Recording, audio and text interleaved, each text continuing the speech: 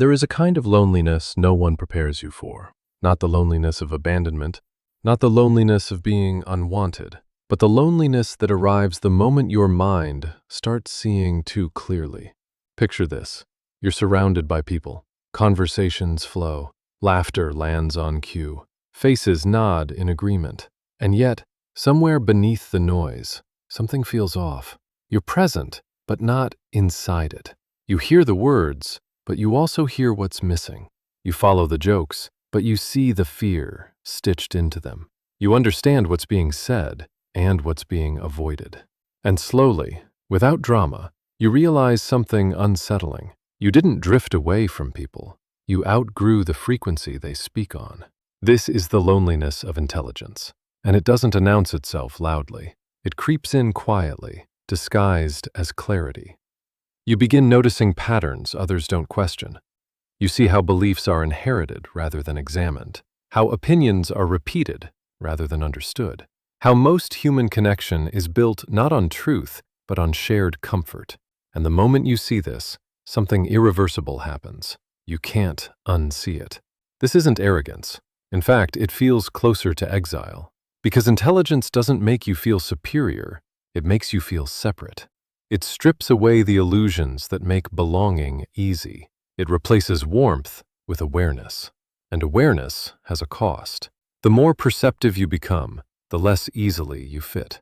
The more you understand human behavior, the less surprised and the less comforted you are by it. Conversations become predictable. Motives become transparent. Emotional rituals start feeling mechanical. And suddenly, the room hasn't changed, but you have. Here's the uncomfortable truth Psycript exists to confront. Intelligence does not integrate you into the world. It distances you from it. And if you don't understand why, you'll spend years thinking something is wrong with you, when in reality, you've crossed a psychological threshold most people never do. This video isn't about romanticizing isolation. It's about exposing the hidden psychological law behind it. Because once you see why intelligence breeds existential loneliness, you stop trying to escape it and start learning how to use it.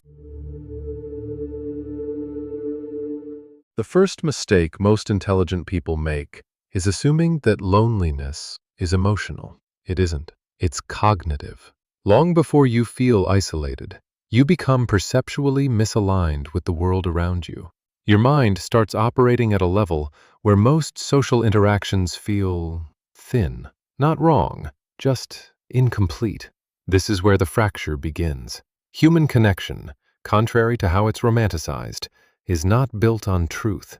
It's built on agreement, on shared assumptions, on mutually reinforced narratives that make reality tolerable. Families survive on them. Friend groups depend on them. Entire societies are stitched together by them. And intelligence has a habit of tearing those stitches. As your awareness sharpens, you start noticing that many conversations are not exchanges of understanding, but rituals of reassurance. People don't speak to discover what's true. They speak to confirm what keeps them comfortable. Opinions are less about insight and more about belonging. Morality is often less about principle and more about alignment. You see this not because you're cynical, but because your mind doesn't stop at the surface. You notice subtext. You recognize patterns. You anticipate reactions before they occur. And slowly, something dangerous happens. You become predictable to yourself and unpredictable to others. This is where intelligence quietly removes you from the group. From an evolutionary perspective, the human brain was not designed to pursue truth. It was designed to ensure survival through cohesion. The tribe mattered more than accuracy. Harmony mattered more than clarity. Those who disrupted shared beliefs, even with better ones, were liabilities. This is why philosophers have always lived on the margins. Nietzsche understood this when he wrote about the herd instinct, the deep psychological pull toward sameness.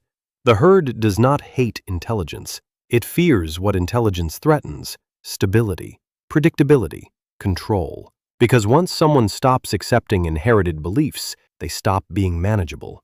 Carl Jung touched the same nerve when he observed that loneliness doesn't come from the absence of people, but from the inability to communicate what feels most real to you. When your inner world deepens beyond the language of the group, expression becomes translation, and translation always loses something. You begin editing yourself, simplifying your thoughts, holding back insights you know will land flat, or worse, provoke discomfort. Not because you're afraid to speak, but because you learned what happens when you do. So the loneliness deepens, not dramatically, quietly. You still show up, you still participate, but part of you steps back, watches, calculates, observes the repetition, the same anxieties recycled, the same narratives rehearsed, the same emotional scripts replayed on loop. And eventually, the mind asks a dangerous question. If I see this clearly, why doesn't anyone else? That question is where existential loneliness truly begins. Not because it flatters you, it doesn't, because it isolates you. Arthur Schopenhauer called this the vanity of existence, the endless striving toward goals that dissolve the moment they're reached. The intelligent mind sees the cycle for what it is, and once seen, it loses its hypnotic pull. But the cost of breaking hypnosis is exclusion.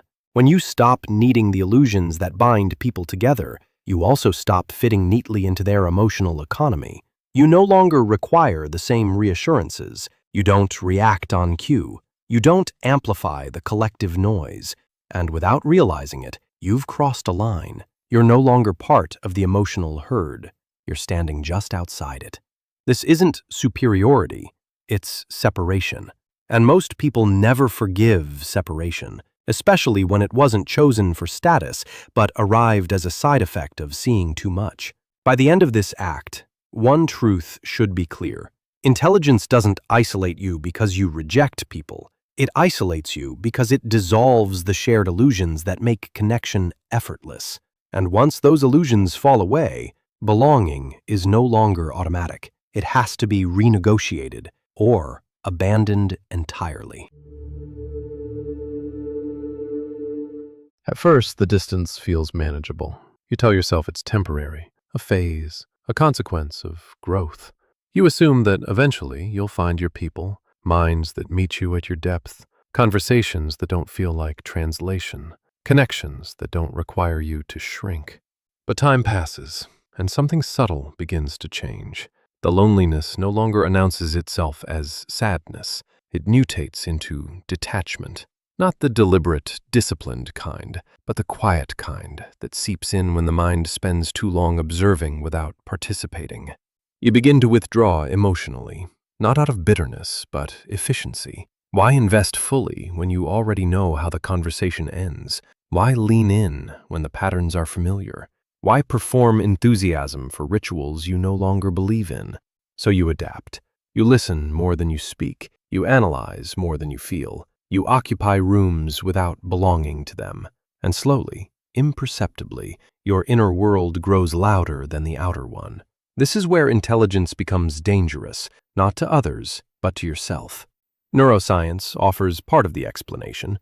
Highly analytical minds tend to rely heavily on the prefrontal cortex, the region responsible for abstraction, evaluation, and prediction. It's an extraordinary tool, but when it dominates unchecked, it begins to override immediacy.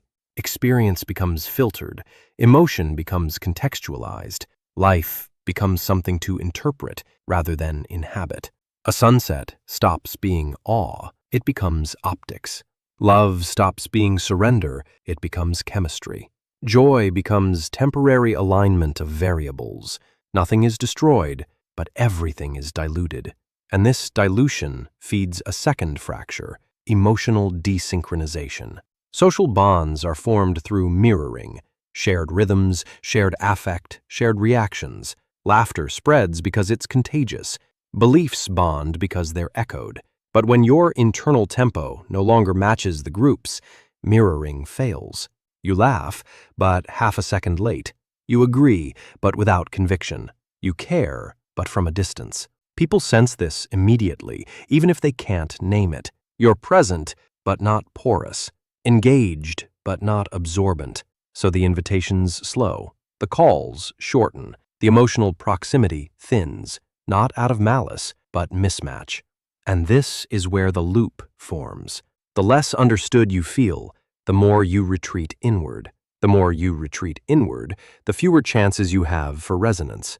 The fewer chances you have for resonance, the more convinced you become that connection is fundamentally shallow.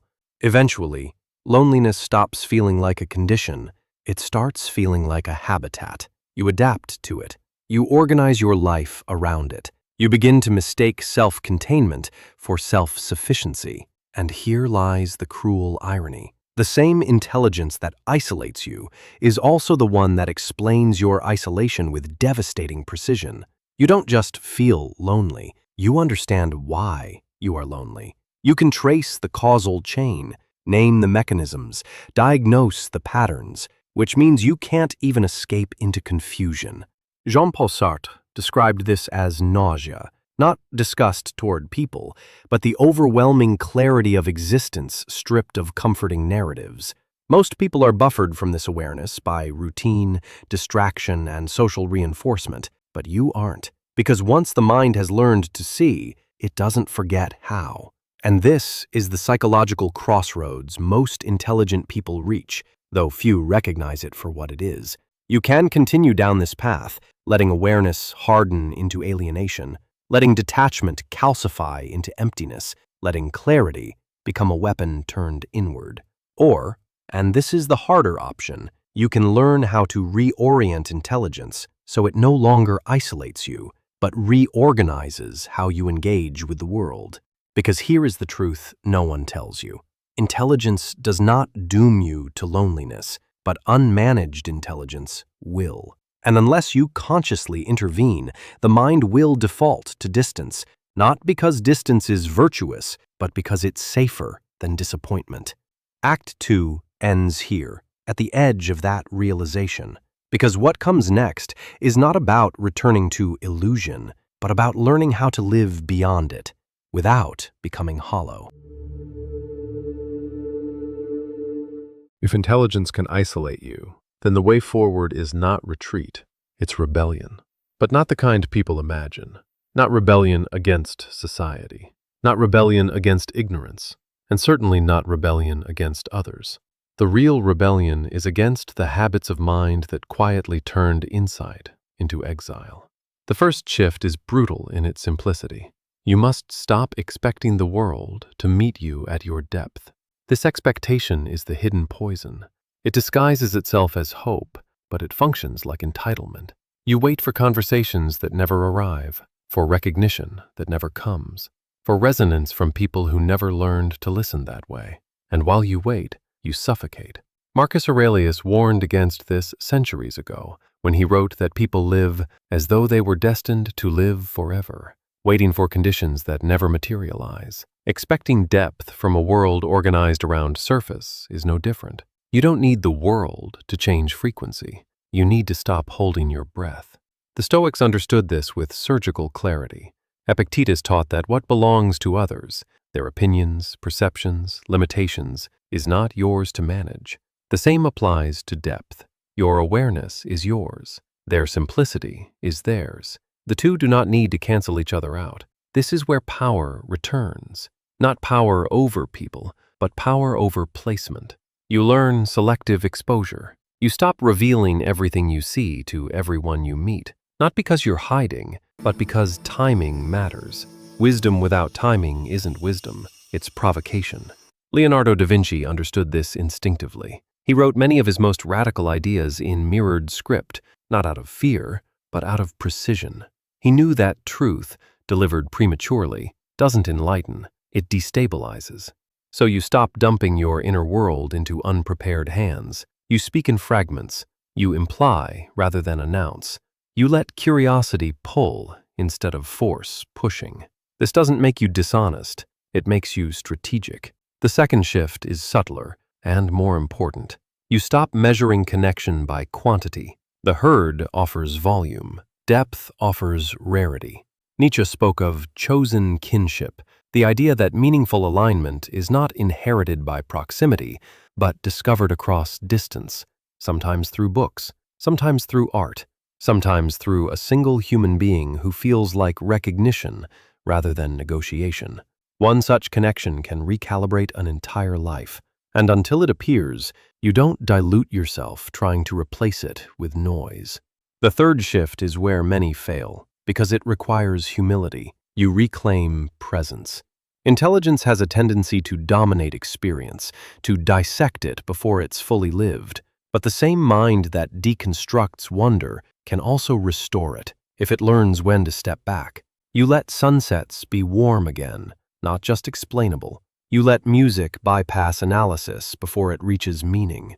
You let emotion pass through without interrogating it mid-flight. This isn't regression, it's integration. Philosophy and poetry were never enemies. One sharpens sight, the other preserves color. And finally, the most decisive shift of all, you move from observation to creation. The mind that sees deeply often defaults to critique, but critique alone traps you in reaction. Creation is the exit. Write, build, teach, design, shape. Turn insight into structure. Turn perception into form. Because the moment you create, you stop being an exile standing outside the world and become an architect, shaping a corner of it. This is where existential loneliness transforms, not into belonging, but into position. You are no longer waiting to be met. You are standing where you are, and that is power. There comes a moment, sometimes quietly, sometimes like a fracture, when you realize the loneliness you've been trying to escape was never a defect in you. It was the consequence of standing somewhere most people never reach. You spent years treating this isolation as a problem to solve, something to outgrow, something to fix with more connection, more effort, more adaptation. But what if it was never meant to be cured? What if existential loneliness is not a prison, but a threshold? Most people live on the surface of things. They need consensus, reassurance, and shared illusions to feel stable. You didn't reject those illusions out of arrogance. You outgrew them through clarity, and clarity always costs. The deeper you see, the fewer people can stand beside you without flinching, not because they are inferior, but because depth demands pressure, and pressure reveals limits. Here is the paradox resolved. Intelligence does breed loneliness, but loneliness, when understood, breeds freedom. Freedom from emotional bargaining. Freedom from needing permission to think. Freedom from diluting your awareness just to be included. This space you stand in now, the quiet, the distance, the sense of being slightly removed, is not emptiness. It is room. Room to choose meaning instead of inheriting it. Room to create instead of echo. Room to move through the world without being owned by it.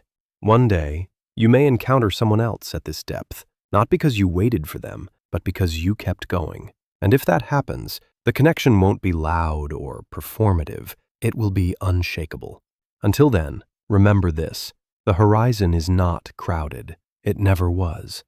If this way of seeing resonates with you, continue the journey on Psycript. Watch The Silent Person in the Room is Always the Most Powerful, and Why Those Who Need Nothing Control Everything, to deepen this understanding.